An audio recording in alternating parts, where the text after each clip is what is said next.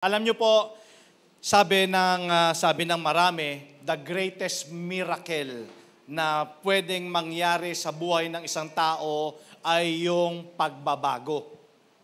Naniniwala po ba kayo na isa yung sa mga greatest miracle na pwedeng gawin ng Lord sa atin? Yung ma-transform yung life natin into Christ-likeness, of course. At saka yung mabago yung buhay natin, mabago yung pananaw natin, mabago yung galaw natin. Siyempre dahil walang iba, dahil na nakilala natin ang Panginoong Jesus. Okay, lahat po tayo, meron tayong kanya-kanyang mga story ng ating nakaraan. Pero, church, ang Lord hindi na interesado sa past mo. Amen? Sabi mo nga sa katabi mo, si Lord hindi interesado sa nakaraan mo. Alam mo ba na interesado si Lord sa future mo? Amen? So, ang message po natin ngayong umaga is called Lost and Found. Ayan. Lost and Found. Samahan niyo po ako. Medyo mahaba itong passage na babasahin natin, itong scripture na to, mula verse 1 hanggang verse 40. Pero unti-untiin natin na bigyan ng konting illustration yung bawat babasahin natin. Kasi this is very important. Makikita natin dito sa story na to somehow yung tayo di ba? Yung ating journey sa Lord. Makikita natin na kung paano rin kumilos ang Lord sa buhay natin. So samahan niyo po ako at simulan po natin in verse 1. Ito po yung story ng pinagaling ni Jesus, yung bulag. Okay? So dito mapapansin niyo po, dito sa story na to, nagkaroon dito ng dalawang healing. Yung isang healing dito, yung physical healing, and then the other one is the spiritual healing. So, sabi ko nga po, makaka-relate tayo dito kasi itong kwento na to, tayong-tayo to Okay? So in verse 1, sabi dito, as Jesus was walking along, he saw a man who had been born blind. So ibig sabihin dito sa number 1, talagang ang Lord talaga is searching. Searching talaga siya para sa mga lost. Okay? So mamaya explain ko sa inyo ano ba ibig sabihin ng Bible pag sinabi niyang lost. Okay? So, talagang ang Panginoon talaga, tatagpuin talaga tayo, even in our worst. Okay? Sabi dito, as Jesus was walking along, he saw a man born blind. So, kita ng Lord yung kalagayan mo. Kita ng Lord yung sitwasyon mo. In verse 2, his disciple asked him, Teacher, sino bang may kasalanan? Bakit itong mama na to ay bulag? Ang may kasalanan ba ay yung magulang o siya mismo?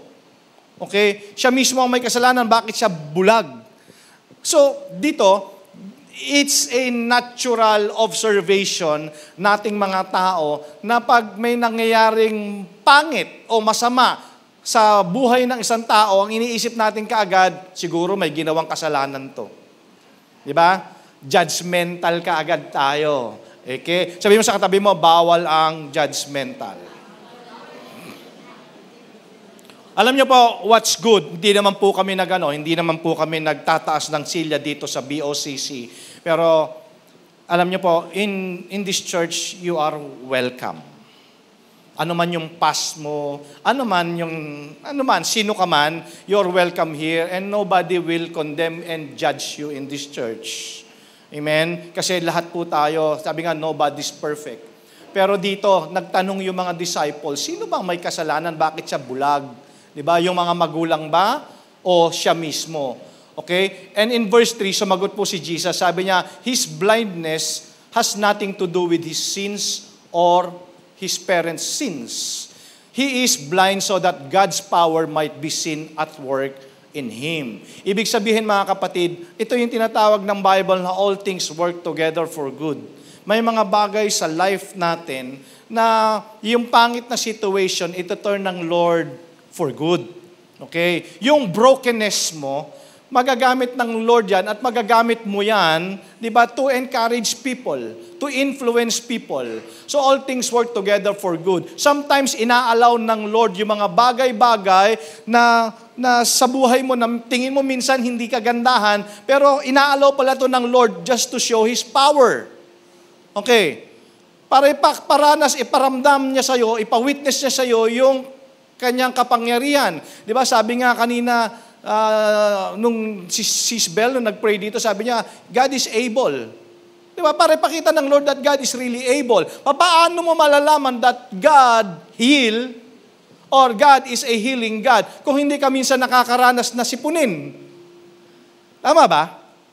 Paano mo ma-experience that God really provides kung minsan hindi ka nakakaranas ng lackness? So may mga situation sa life natin, mga anak ng Diyos, na may mga situation na sometimes inaalaw ng Lord lang sa atin para ma-magnify siya sa life natin. Lagi natin siya ma-remember, lagi natin siya maalala. And then, doon niya ngayon ipapakita, isushow sa atin yung kanyang kapangyarihan. I-turn niya yung situation into our favor. Kaya hindi lahat ng mga pangit na nangyayari sa buhay natin is dahil sa kasalanan. Though, meron ding mga ganon. It's a parallel truth. Diba? Na tayo rin naman yung may kagagawan. Pero in this context, walang kinalaman. Yung magulang, walang kinalaman yung bulag. Ito pala ay tinakda ng Panginoon para i-show niya yung kanyang power. Okay? So as long as it is day, we must do the work of Him who sent me. Night is coming when no one can work. While I am in the world, I am the light of the world. So alam naman natin, di ba, dinedeclare ng Bible talagang light of the world talaga ang ating Lord Jesus Christ. Siya talaga yung, from darkness, dinala niya tayo sa light. Di ba? Kasi dati yung life natin talagang nasa darkness eh. Di ba? So talagang siya talaga yung liwanag. Nung nakilala natin ng Panginoon, nagkaroon ng liwanag ang buhay. Amen. So, verse 6, after he said this, Jesus spat on the ground and made some mud with the spittle. Okay?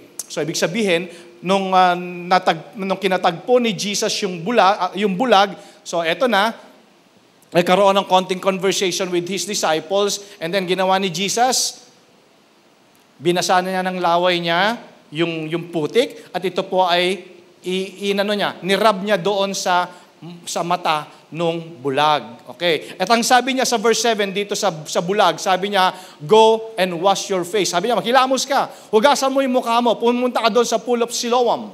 Okay. So the man went. Ayun. Church, take note of this. So the man went. He went. Okay. Sumunod siya doon sa instruction. Actually, kagandahan nga dito, na-receive niya yung instruction ni Jesus directly. Diba? Pero tayo din naman, direct pa rin naman natin nare-receive today. So, saan po pamamagitan ng ano? Sa Bible. Nare-receive natin yung instruction ng Lord directly. So dito, sabi dito, he went and washed his face and came back seeing. Grabe. Diba? Nung sumunod siya doon sa instruction na sa inuutos ni Jesus na gagawin niya, pagbalik niya, nakakakita na siya. Wow. Miracle, no? Tapos, notice this, in verse 8, his neighbors. Ayan. Talagang, minsan talaga, meron talagang kapitbahay na pasaway. At maaring tayo rin naman pasaway sa kapitbahay. Okay. Then, and the people who had seen him begging before this asked, isn't this the man who used to sit and beg? Sabi nila, hindi ba yan yung nakikita nating madalas na namamalimos at nakaupo doon kung saan-saan? So, biblical, yung gulatin mo. Tama. Nagulat sila Sandali, bakit nakakakita na tong mama na to? Di ba yan lang yung namamalimos doon, yung kung saan-saan natin nakikita yan. In verse 9, some said, he is the one, but others said, no, kamukha lang. Okay? At mamaya explain natin yan. So, the man himself said, I am the man, ako to. Okay? I am the man. Sabi sa verse 10, how is it that you can now see? They asked him. In verse 11, he answered, the man called Jesus, made some mud rubbed it on my eyes and told me to go to Siloam and wash my face. So I, what? So I went. Ibig sabihin nito, sumunod siya. O bago tayo mag-continue, naniniwala ba kayo na may pagpapala sa pagsunod? Pag sumunod ka, kahit sa magulang mo, sumunod ka, may bonus ka mamaya niyan. Amen? Talagang meron talagang blessing talaga in obedience. Okay? And as soon as I could see. Nagulat talaga sila dito. Siya mismo, marahil nagulat din di ba? So, in verse 12, where is he? They asked. Ay, hindi ko po alam, sabi niya. At dito, in verse 13 onwards, nagkaroon na ng investigasyon ang mga Pariseo about the healing. Okay, so ngayon yung mga kapitbahay, yung mga kaibigan na nakakita sa kanya, ang ginawa, dinala siya doon sa mga Pharisees. Okay? Dinala siya, binitbit siya marahil. Ngayon, dito, sabi dito, the day that Jesus made the mud and cured him of his blindness was a Sabbath. Kasi nung Old Testament time, di ba, yung Sabbath, pag sinabing Sabbath, talagang wala talagang magtatrabaho. Walang magtatrabaho kahit siguro yung mga lahat. Doktor, wala magpapagaling, whoever. And then in verse 15, the Pharisees then asked the man again, okay, how he had received his sight, he told them, he put some mud on my eyes, I washed my face, and now I can see. Some of the Pharisees said, the man who did this cannot be from God. Marahil hindi to galing sa Diyos, kasi hindi siya sumusunod sa Sabat, sa law ng Sabat. Okay. Others, however, said, how could a man who is a sinner perform such miracle as this? Kasi siyempre, kasalanan talaga sa kanila yung mag-break ng law. Because during that time, yung law, yung Sabbath is part of the law. Okay, sabi, paano naman ang isang makasalanan magpapagaling? Diba? Kailangan perfecto ka para magpagaling ka. And there was a division among them. Siguro usap-usap sila na bakit ganun ang nangyari. In verse 17, so the Pharisees asked the man once more, you say he cured you of your blindness? Well, what do you say about him? Tingin mo ba, sino ba talaga siya? Sabi ngayon nung blind, he's a prophet. Propeta siya. Kasi in this time, hindi pa naman niya kilala talaga si Jesus Naka-receive pa lang siya ng sight. Okay? Na-heal pa lang siya. Okay. The Jewish authorities, however, were not willing to believe. So, alam niyo po, ang believing kasi, part niyan is willingness.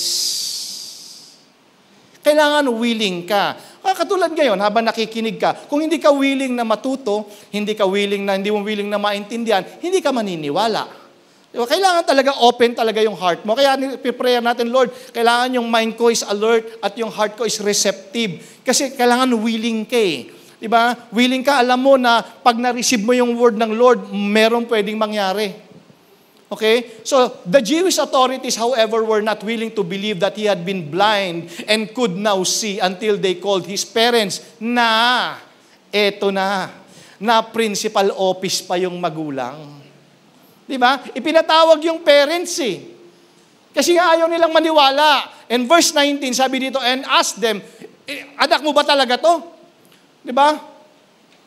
Bulag ba talaga siya mula nung kapanganakan niya? Bakit nakakakita na siya ngayon?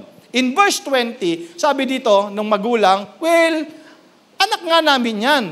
Pero, at alam din namin na bulag siya nung ipanganak namin. Pero hindi namin alam bakit nakakakita na siya ngayon. Tama? Tama po ba? Hindi namin alam ba't nakakita na siya ngayon. Okay. At hindi rin namin alam kung sino nagpagaling sa kanya. Ang maganda pa, tanungin nyo na lang siya. Yan. Kaya alam nyo po, dito sa church, as much as possible, gusto natin, lalo na yung mga youth, at least medyo 15 years old onwards na, para at least pwede mo nang tanungin, di ba? Pwede nang sumagot, pwede nang gumawa ng kahit papaano ng mga simple decisions. Ayan. Kasi sabi dito, well, matanda na yan, tanungin nyo na siya. At alam ko, makakasagot na siya para sa sarili niya. Ginawa ito ng mga magulang in verse 22, kasi noong unang panahon, siyempre, pagka ikaw ay believer ka ni Jesus, ma-expelled ka. Okay? Ibig sabihin, ano yan? Mase-set aside ka na. Well, sa panahon natin naman ngayon, tandaan nyo po yan, pag ikaw ay nalaman ng mga kaibigan mo na ikaw ay Christian na, di ba? Ikaw ay nag-church na sa Christian church, isa sa mga senyalis niyan, hindi ka na nila i-invite sa kanilang mga gathering. Kasi, lagi mo na lang bukang bibig, Bible at si Jesus. Kaya ang pandinig nila, ikaw ay corny. Tama. Ang corny mo naman, lagi ka na lang, Lord, Lord. Diba? Diyos ka na lang ng Diyos. Diba? So, yun yung dito. Kaya, natatakot silang ma-expelled from the synagogue. Okay? Kaya sabi ng magulang, siya na lang kausapin nyo, total, matanda na yan, makakasagot na yan. Kaya sabi sa verse 24, a second time they asked, pinatawag niya ulit itong bulag na to na nakakita na. At sabi dito, mangako ka. Ayan. Promise before God that you will tell the truth and nothing but the truth. Diba? Alam namin na yung nagpagaling sa iyo ay makasalanan, hindi yan sumusunod sa law ng Sabat. In verse 25, sabi naman na-imagine nyo kung ano yung kalagayan ng mamang bulag na nakakita, na nasa panel interview. Di ba, nasa principal's office. Tapos siya po ay, ano tawag sa ganun, ikaw ay inaano ka na, para tong, imagine nyo sa panahon ngayon, ipinatawag sa Senado. Di ba, nagkaroon ng hearing dito. Sabi niya, hindi ko po talaga alam kung siya man ay makasalanan o hindi. Basta isang lang ang alam ko. One thing I do know, I was blind and now I see. Dati akong hindi makakita, pero ngayon, nakakakita na ako. In verse 26, so what did he do to you? They asked, how did he cure you of your blindness? In verse 27, nakakatuwa. Sabi niya dito, di ba sinabi ko na sa inyo, ilang beses ko nang sinabi sa inyo, yung sagot ko, pero hindi kayo nakikinig, ayaw nyo maniwala. Siguro, gusto nyo ring maging disciple niya, no? So, lalo siguro na-insulto yung mga Pariseyo dito. Okay, kaya sabi sa verse 28, they insulted him and said, you are that fellow's disciple, but we are Moses' disciple. Ayan na. Diba? Siyempre, hindi nila pinaniniwalaan si Jesus during that time na siya yung Messiah, siya yung dumating na tagapagligtas, at itong mga Pariseyo na to, si Moses pa rin yung kinikilala nila, okay, nasugo. Ayan, sabi sa verse 29, we know that God spoke to Moses as for that fellow. However, we do not even know where he comes from. Hindi namin alam kung saan nanggaling yan, nagpagaling sa iyo na yan. And then in verse 30, the man answered, what a strange thing that is. You do not know where he comes from, but he cured me of my blindness. Di ba? Hindi ko alam. Hindi ko alam kung saan siya galing. Hindi ko rin kilala kung sino siya. Basta isa lang ang alam ko. Pinagaling niya ako. We know that God does not listen to sinners. He does listen to people who respect Him and do what He wants them to do. Well, totoo naman. Di ba? Totoo naman talaga na hindi naman makasalanan ng Diyos. Nga lang, siyempre, itong mga Pariseyo, hindi rin nila kilala si Jesus. Since the beginning of the world, nobody has ever heard of anyone giving sight to a person born blind. Diba, nagtataka sila eh, ba't ganun? Diba, bakit wala naman kaming point of reference? Diba, na from the beginning of the world, merong bulag na nakakita. Unless this man came from God, he would not be able to do a thing. So ito na, kagulo na isip nila. Talagang kaya nagkaroon ng division doon sa kanila mismo, mga Pariseyo, di ba? Na sabi nila, well, kung hindi to galing sa Diyos, hindi niya kayang gawin yun. Yung iba naman, sabi nila, makasalanan to. Bakit niya nagawa to? And then in verse 34, they answered, you were brought up in sin. You are trying to teach us. Eto na, judgmental na, di ba? Kung ano-ano na yung mga pinupukol sa kanya. Ikaw na makasalanan ka, tuturuan mo pa kami. And then, ano ang naging consequence? Siya po ay na-expelled. Ayan, ito yung sinasabi ko sa inyo. Mga kapatid, alam mo ba, na part ng ating pong relationship kay Jesus Christ is persecution. Alam mo ba, na ikaw ay ipe-persecute because of your newfound faith. Diba? May mga tao talaga na ikaw ay ipe-persecute, sasabihin pa nila na pasimba-simba ka pa. Pabasa-basa ka pa ng Bible. Di ba? Baka lumampas ka sa langit. Tama ba? Ipe-persecute ka talaga nila. Kasi alam mo, meron silang nakikita sa'yo. Meron silang nakikitang pagbabago sa'yo. Amen? So dito, sa binasa natin from verse 1 to verse 34, nakita natin nagkaroon talaga ng healing physically. Okay, pinagaling siya physically, yung mamang bulag dito. But in verse 35, up to the end, dito nagkaroon naman ng second healing. Spiritual healing. Okay, ano nangyari doon sa mama? Yung bulag, and-expelled. So na-imagine mo ba yung sarili mo pagka wala na, hindi ka na part ng kanilang samahan, di ba? Wala na nag-i-invite sa'yo, di ba? Nasa lowest point ka na ng life mo, pero nung narinig ni Jesus in verse 35, kung ano yung nangyari, hinanap siya ulit ni Jesus. Okay? Nagkaroon ng dalawang healing, nagkaroon ng dalawang tagpo. He found the man and asked him, "Do you believe in the Son of Man?" Well, tingnan nyo, pansinin nyo dito. Do you believe in the Son of Man? Yung dalawang tagpo, hindi tinanong ni Jesus, kumusta na? Kumusta na yung paningin mo? Diba? Ang ganda ba ng langit? Diba? Nakikita mo na ba ng malinaw? 2020 na ba yung vision mo? Hindi kaagad yun na tinanong ni Jesus. Ang tinanong ni Jesus, naniniwala ka ba sa Son of Man? In other words, do you believe in Jesus? And then the man answered, "Tell me who He is, sir, so that I can believe in Him." Sabi ni Jesus in verse 37, "You have already seen Him." Nakikita mo na siya. Hindi mo lang siya nakikita physical eyes mo, nakikita mo rin siya with your spiritual eyes. Okay? Alam niyo ba meron tayong spiritual eyes? And we call it faith. We call it faith. Yun yung mga bagay na nakikita natin spiritually. Ibig sabihin, nararamdaman natin yan, nararanasan natin yan. Okay? So sabi niya in verse 38, "I believe, Lord," the man said, and knelt before Jesus. Sabi ni Jesus, "I came to this world to judge so that the blind should see and those who see should become blind." Some Pharisees who were there with him heard him say and asked him, "Surely you don't mean that we are blind too?" Kasi nga, church, ang taong bulag, spiritually, hindi niya nakikita ang Panginoon.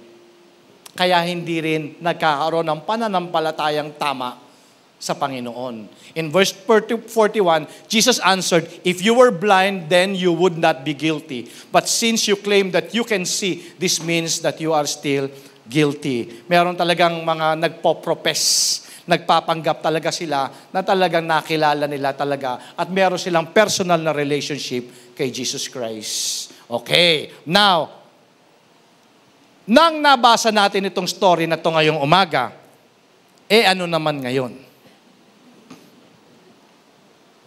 Ano naman ang natutunan natin from the story? Okay, first, sabi natin, Jesus heals a man born blind twice. Church, twice.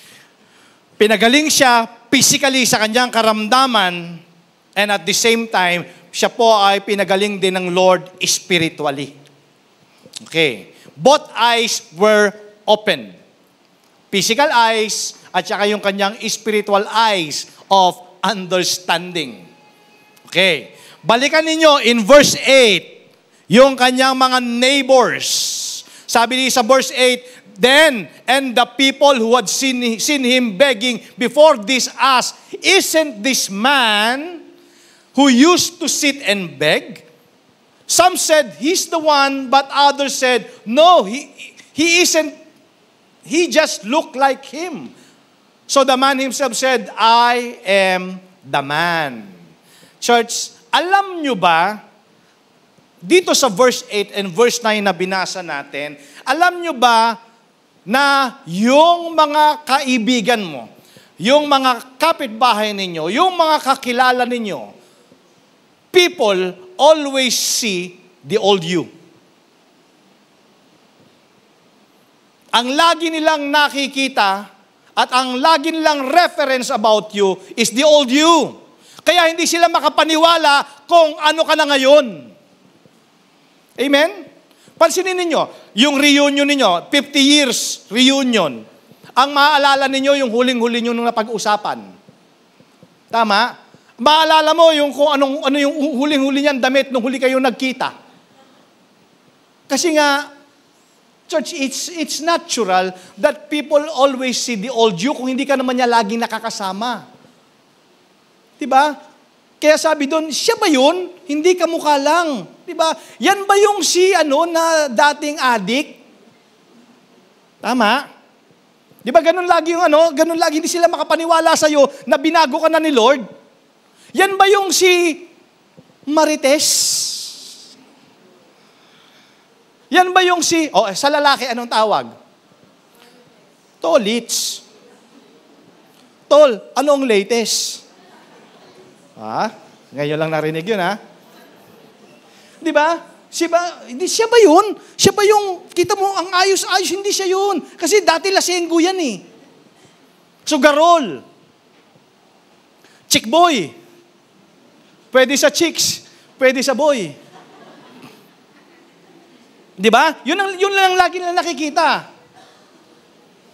Pero sabi ng iba, hindi ka mukha lang. Kaya church, sa totoo lang, talagang talagang evident talaga yung changes pag talagang tinanggap mo ang Panginoon sa life mo. Amen? So tingnan natin, doon from the story, bigyan natin ng mga points. Okay, point number 1, there's a miracle in obedience. Church, believe it or not, talagang it's proven and tested. Pag ikaw talaga sumunod sa Panginoon, meron talagang blessing. May blessing talaga. Mayroon talagang yung mama dito, yung bulag, he went to a process. Dumaan talaga siya sa proseso. Diba? Pwede naman on the spot, pinagaling na lang siya ng Panginoon at nakakita. Pero bakit kailangan pang i-rub ng Lord yung eyes niya at kailangan pa siyang maglublob doon sa Pool of Siloam? So may process, may instruction. Okay, pakisabi nga po, instruction. Okay, sabi sa verse 6, after he said this, Jesus spat on the ground and made some mud with the spittle. He rubbed the mud on the man's eyes in verse 7 and told him, go and wash your face in the Pool of Siloam. So the man went, washed his face, and came back seeing. So ano ibig sabihin ng he went through a process? Alam niyo po, narinig niya direct instruction kay Jesus. Di ba?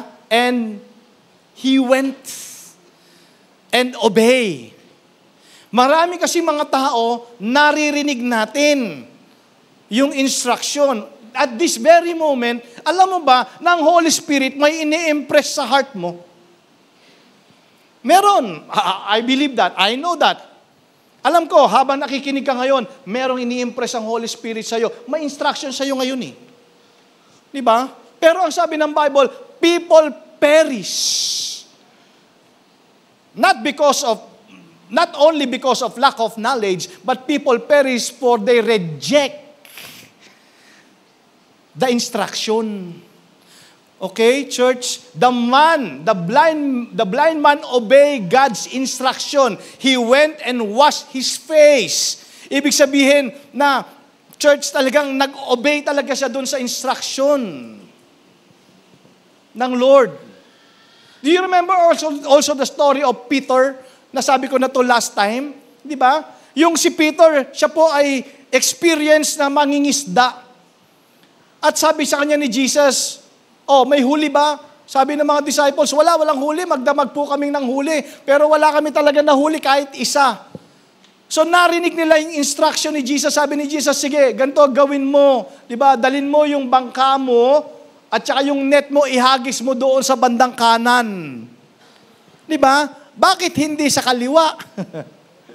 Diba? Ganun tayong mga tao Sinabi na nga sa kanan mo ihagis, pero sa kaliwa pa natin hinahagis. Just to follow the instruction. Amen? Just obey. Okay. Pastor, paano ko malalaman yung instruction? So read your Bible. Ang daming instruction sa'yo ng Lord. Okay? So anong ginawa ni Peter? Inihagis niya yung kanyang lambat doon sa kanan at ayon, yung huli nila halos masira yung kanilang net. So meron talagang blessing, meron talagang miracle sa pagsunod.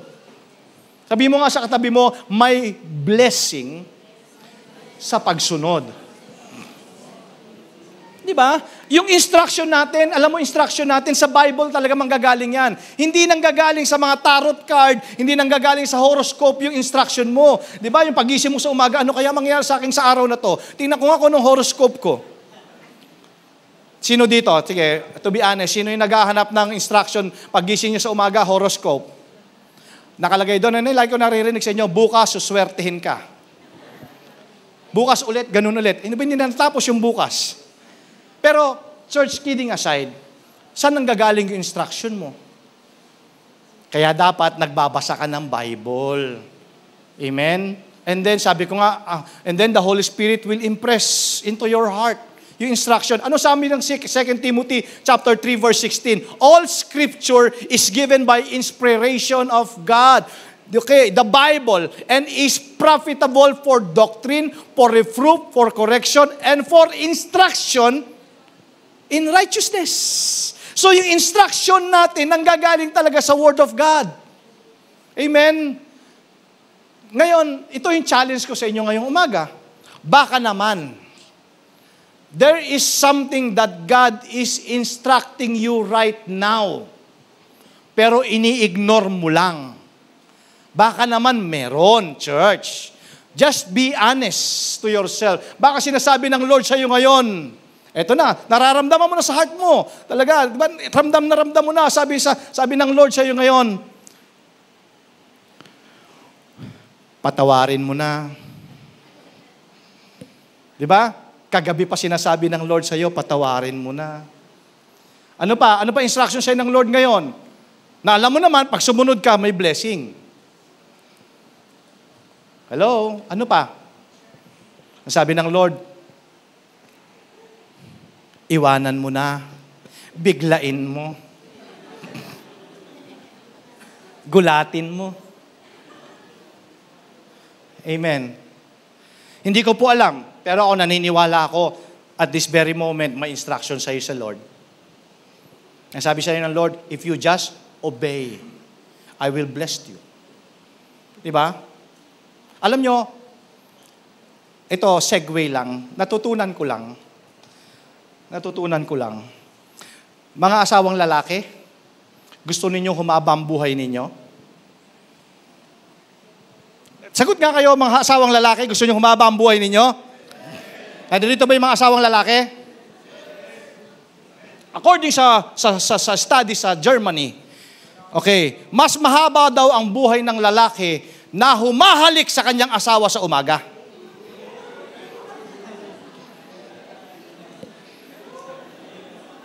Sige, i-google ninyo.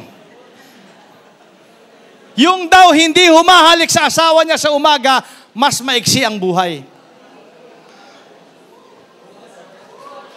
Amen. Ayan ha, tinuruan ko na kayo. Para humaba buhay nyo. Amen. Segue lang naman yon. Pero totoo daw yon, sabi, according sa study sa Germany. Okay? Pero may instruction sa inyo si Lord today.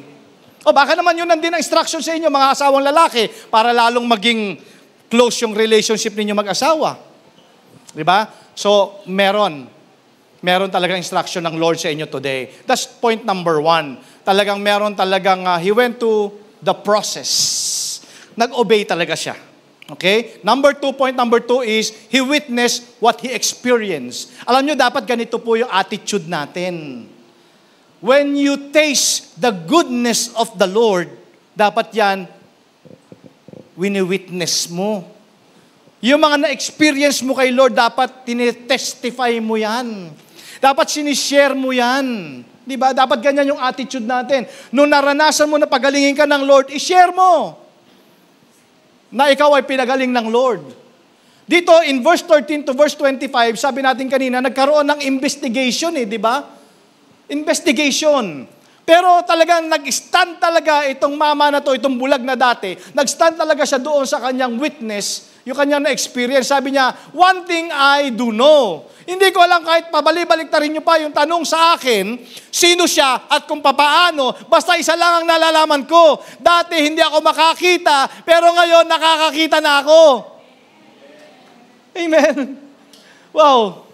So talagang yun talaga nag-stand talaga siya doon sa kanyang witness. Na ito talaga masasabi ko. So ano nangyari doon sa mamang bulag? From being blind to being evangelist. Nag-share siya. Sinyer niya talaga na pinagaling siya talaga. Pinagaling siya ni Jesus. Alam niyo po, ang pag-share para kay Lord, hindi mo naman kailangan maging Bible scholar eh. Hindi mo kailangan maging rocket scientist. Hindi mo kailangan maging summa cum laude para i-share si Jesus. Ikwento mo lang kung ano yung buhay mo dati at kung paano ka binago ng Lord, powerful na yon. Tama ba? Ikwento mo lang kung sino ka dati at saka ikwento mo yung kung sino ka ngayon. Naku, laking ano na po nun, laking testimony na yun. Hindi, di ba? Kasi, Pastor, hindi ko po ma-share si Jesus kasi hindi ko kabisado ang Bible. Well, dadating din yun. Mag-aral-aral ka kasi. Pero sa ngayon, ikwento mo muna yung buhay mo dati. Kung sino ka dati, di ba? Di ba sa mga magkakaibigan, di ba kwento mo, alam mo, sis, bro, eto kasi yung life ko dati. Dati akong addict, dati akong manginginom, dati akong sugarol, dati akong ganito, pero mula nung makilala ko si Jesus, grabe talagang na-surrender ko talaga lahat. Amen? Kasi maniwala po kayo sa akin, hindi nyo po kayang baguhin ang sarili ninyo. Believe me, the more na nagpaplano kang baguhin ang sarili mo, the more na hindi mo mababago kung hindi mo kasama si Jesus. Kaya sabi natin, a Christian must be good news first before he share the good news. Amen po ba? Kasi ikaw nga yung unang-unang good news eh. Di ba? Bago mo i-share. Kasi you can only share what you experience. Dati ikaw ay in chain ng mga bisyo, di ba? Et cetera, et cetera. Pero ikaw ngayon ay malaya na. Di ba? You're free.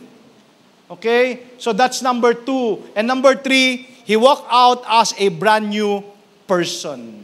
Narinig ni Jesus in verse 35, John chapter 9, narinig ni Jesus na siya po ay na-thrown out. Ayan, parang basketball lang, no? Na-thrown out siya. And when he found him, he said, "Do you believe in the Son of Man?" Alam niyo po, meron talagang mapapansing kakaiba sa'yo. Mula nung makilala mo talaga ang Panginoon. Mga bagay na hindi nila mapaniwalaan. Sabi ko nga sa inyo kanina, yung greatest miracle na pwedeng mangyari sa isang tao ay yung mabago yung buhay nila. At habang nababago yung buhay nila, kaiinggitan kanila. Amen? Hindi ka na nga nila i-invite eh. Totoo po yun. Ito ha, hindi ka na nila i-invitahin ng Sabado nights. Kasi alam nila, Sunday, mag-church ka. Kailangan mo matulog ng maaga dahil maaga kang gigising. Hindi ka na nila iimbitahin sa mga pagtitipon-tipon kasi nga, killjoy ka na. Kaya ngayon, ang tawag na nila sa iyo ngayon, si pastor. Tama? Sino nakakaranas ng ganun ngayon? Amen? Si pastor. Pag puro salita ng Diyos naririnig sa bibig mo, pastor ka na ba? Si pastor ka na? Diba? You will be persecuted because of your newfound faith. Kaya sabi ng Bible, blessed are those who are persecuted. Ha? Sabi ng Bible, in Book of Matthew chapter 5, sabi, pinagpala at pagpapalain ang mga taong pine-persecute dahil sa kanyang pananampalataya kay Jesus. So yung mga nararamdaman mong persecution, sabi ng Bible, great is your reward. Pag sinabi ng Bible na great or something great, it's really great. Pag ikaw ay nakakaranas ng mga persecution, ano ba sa Tagalog? Pag-aalipusta ba yun? Iniinsulto ka dahil nga ikaw ngayon ay nagbabago na. Di ba? Dahil nakilala mo na ang Panginoon, ikaw ay ipe-persecute. Pero sabi ng Bible, pag nangyari sa iyo yan, ikaw ay pinipersecute, huwag ka mag-alala because great is your reward. Amen? Pag sinabi ng Bible na great is your reward, well, I believe that's something great. Hindi lang sinabi ng Bible na meron kang reward, but sinabi ng Bible, great is your reward. So every time na ikaw ay nape-persecute, dagdag ng dagdag yung reward mo. Amen? Amen ba yon? So sino ngayon dito gustong nape-persecute? Kaya pag meron nang iinsulto sa'yo, pero alam mo merong great reward, sabi mo sa kanya, persecute pa more. Diba? Persecute pa more. Kasi alam mo may reward kay Lord Amen ba? So that's number 3. Okay. And that was the first healing, physically. And here comes the next healing, spiritually. Ito na yung sinasabi natin, the lost and found. When Jesus heard what had happened, He found the man and asked him, do you believe in Jesus? Do you believe? Alam niyo po, like the story of Apostle Paul,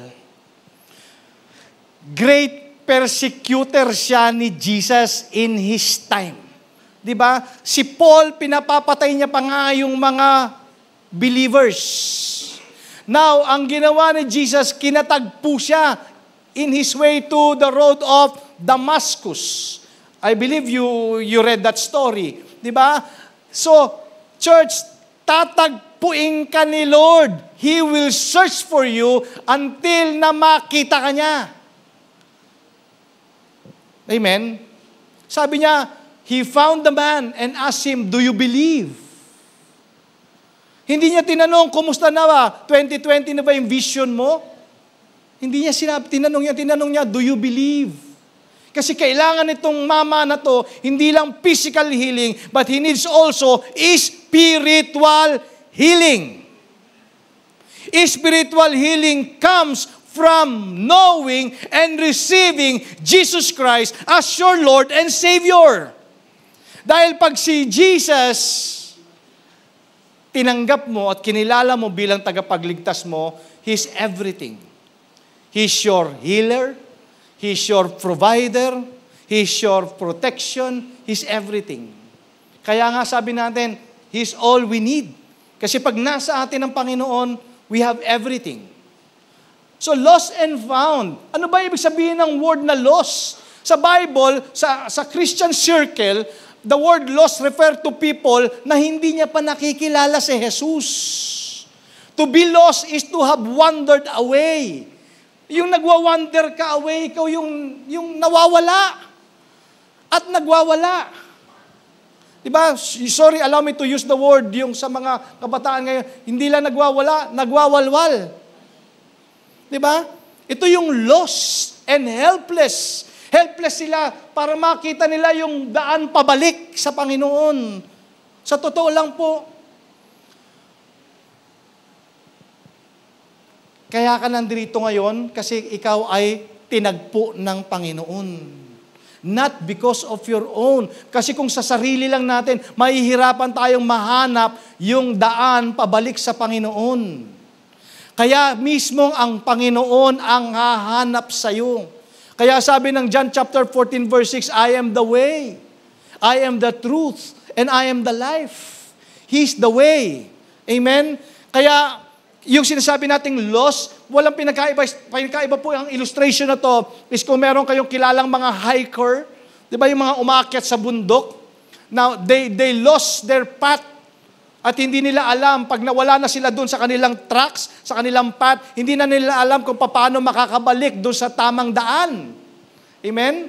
So, yung kagaya din ng mga anak natin, ng mga bata, diba? Minsan nasa mall ka, tapos biglang nawala yung anak mo. Nagwa-wonder siya kung paano pa kayo magkikita ulit. So, human beings are spiritually lost because we have wandered. Diba, naliligaw tayo ng landas away from God. At hindi natin alam kung paano tayo babalik sa Panginoon. Minsan nagtatanong pa nga tayo, Pastor, tanggapin pa kaya ako ng Diyos after all na mga bagay na nagawa ko? Well, of course. In book of Isaiah chapter 53 verse 6 says, all we like sheep have gone astray. We have turned everyone to his own way, and the Lord hath laid on him iniquity of us all. Alam niyo ba, ang Bible, kinumpare ang tao sa sheep, sa tupa. Because alam niyo po ba, ang tupa, by nature, defenseless. Hindi naman katalinuhan ng tupa. Pero isa sa mga attribute ng tupa, sila ay sumusunod sa kanilang leader. Regardless of where that leader is taking them. Sheep need a shepherd to survive. Okay? Kasi yung shepherd, siya yung magpo-protect from attacks. Yung mga shepherd, siya yung mag-guide. Yung shepherd, siya yung magkikeep watch over them. Kasi alam niyo po, ang mga tupa, vulnerable sila. Easy target sila ng mga predators. So in spiritual sense, people are prone to wander and become easy targets for the enemy, Satan. So without Jesus, our good shepherd, we are spiritually lost and unable to find God on our own. Pero, you remember the story or the parable of the lost lamb. Yung the parable of the lost lamb, yung nawawalang isang tupa. Dito, in-explain dito, yung puso ng Diyos sa mga lost. The good shepherd was willing to leave the 99 sheep in order to find one. Kasi alam mo, ang tupa would never have found the shepherd on its own. Hindi ka nandirito ngayong umaga by yourself. Ikaw ay tinalaga ng Lord ngayong umaga sa lugar na to. Kaya ito yung tinatawag nating divine appointment with the Lord. So, the parable of the lost sheep demonstrates God's tender concern for every individual. Kaya ito, church, yung lagi kong sinasabi, ito yung bilin ko sa inyo lagi, huwag kang umasa sa tao. Dahil sa tao, mabibigo ka. Amen? Huwag kang umasa sa tao, sa Diyos ka lang umasa. Kasi yung taong inaasahan mo, hindi mo alam, baka malaki din ang pinagdadaanan at problema niyan. Amen ba yun? Kasi pag umasa ka sa tao, mabibigo ka. Kay Lord ka umasa para may pag-asa. Amen? Kaya ang Diyos hindi siya hihinto para hanapin ka and bring you safely into His presence. Just as lost sheep cannot find the shepherd on their own, lost people cannot find God on their own. Maniwala po kayo sa akin. You cannot find God on your own.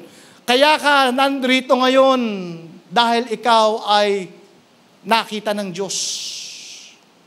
So every human being is either lost or found. We all belong to one of those two categories. Maaaring ikaw ay lost ngayong umaga o maaaring ikaw ay found. Alin ka doon? Pero isa lang ang solusyon nun. Walang iba kundi si Jesus Christ. Lahat po tayo. Maari siguro, minsan, nakilala mo na, tinanggap mo na ang Panginoon as your own, as your personal Lord and Savior. Pero lahat tayo, nakaka-experience pa rin tayo from time to time that we are lost in some way. Maybe this is where you are today. Pakiramdam mo, you are lost. But you have your personal relationship with Jesus Christ already. Pero pakiramdam mo pa rin, you're lost. May mga bagay na hindi mo maintindihan. Ba't nangyayari? Maybe you feel like you wandered off or taken a wrong turn. Baka ikaw din naman minsan yung may kagagawan. Di ba? You wandered away. Lumayo ka. Pero hindi ka titigilan ng Diyos na hanapin. Amen. Kaya ka nandito ngayon kasi natagpuan ka ulit ng Diyos. Or maaari naman siguro, either of those two categories, maaring lost ka naman in a sense na hindi mo pa tinatanggap si Christ as your Lord and Savior. Kaya pakiramdam mo, you feel like your life lacks meaning and direction. Di ba? Parang may kulang. Nasa iyo naman ang lahat. Pero bakit ganon? May kulang. May kulang. You're still looking for something more. Kaya ngayong umaga, church, it's very important that you know whether you're really lost. Maaaring sabi ko sa inyo, yung first one is, maaaring nakilala mo na ang Lord, pero feeling lost ka pa rin. Feeling lost. O maaari naman talagang hindi mo pa naman nakikilala talaga ang Panginoon. At merong emptiness, may void, na alam naman natin walang ibang pupuno ng kundi si Jesus Christ. Kaya ang prayer ko po, church, sana paglabas natin ng church ngayong umaga, masabi mo sa sarili mo, I was once blind, but now I see. I was once lost, but now I am found.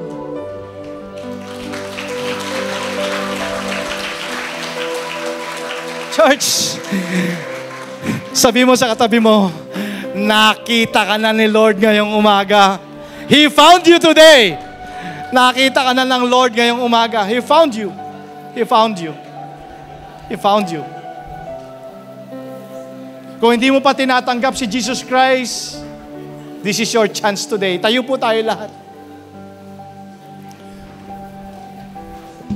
First, I would like to make a prayer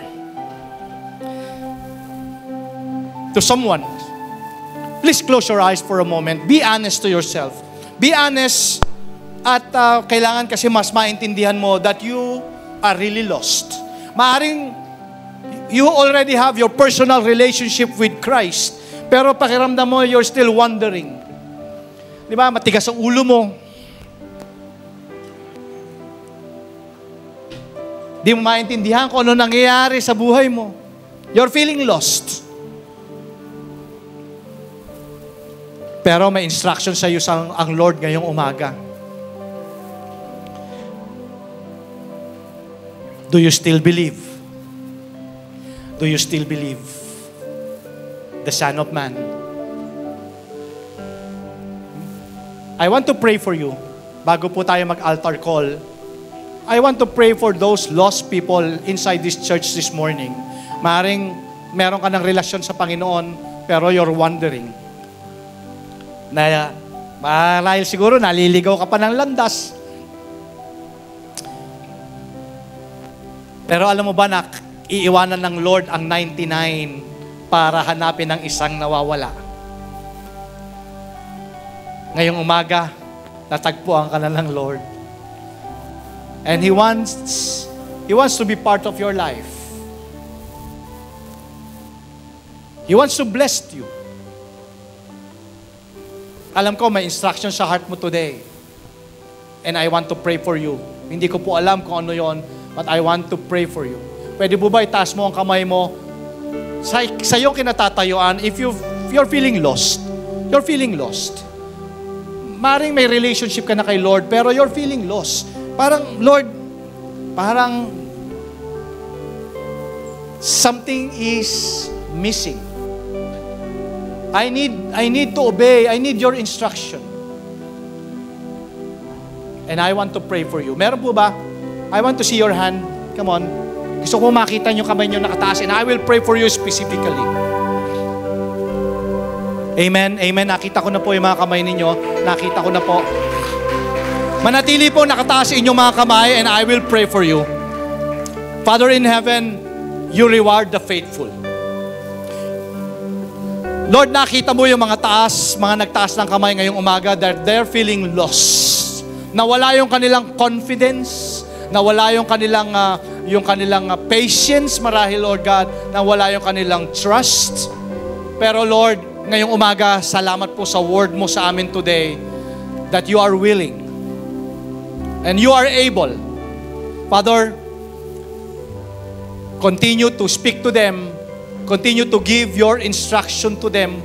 Alam ko, Lord God, na gusto mo, Panginoon, na i-bless sila. Gusto mo, Panginoon, na i-change, Panginoon, yung pangit na situation into good situations. Gusto mo, Panginoon, silang pagalingin sa kanilang karamdaman. Gusto mong increase, Panginoon, yung kanilang finances, yung kanilang ministry, yung kanilang health, Panginoon, yung kanilang relationship. But, Lord, alam ko meron kang instruction sa kanila today. Kaya nag-i-speak po ako, Panginoon, para sa kanila. Lord God, continue, Panginoon, to talk with them. Give your instructions to them and empower them, Panginoon, to obey whatever that instruction is. Lord, bless them. Bless them, Panginoon kong Diyos, as they are feeling lost. Pero today, Lord God, alam ko, natagpuan mo sila at natagpuan ka din nila. Dahil alam namin, Panginoon, walang ibang solusyon, ikaw lamang po. Kaya ako, Lord, patuloy ako nag-i-speak sa kanila. Lord God, favor after favor. Blessing after blessing. Lord, increase mo po yung kanilang faith. Lord God, at Lord, anuman mga pinagdadaanan nila, Panginoon, Lord, sinabi mo, you have overcome the world, and so we are. Anuman pagdaanan namin, anuman pagdaanan nila, Panginoon, mapagtatanggumbayan nila ang Panginoon, because you are with us. Kaya once again, Father God, hindi na sila lost ngayong umaga, dahil natagpuan mo na sila, Panginoon. Maraming salamat po, dahil kiniklaim na namin, Panginoon, that they will see miracles, Panginoon, as they obey you this morning. Thank you po. Maraming salamat po.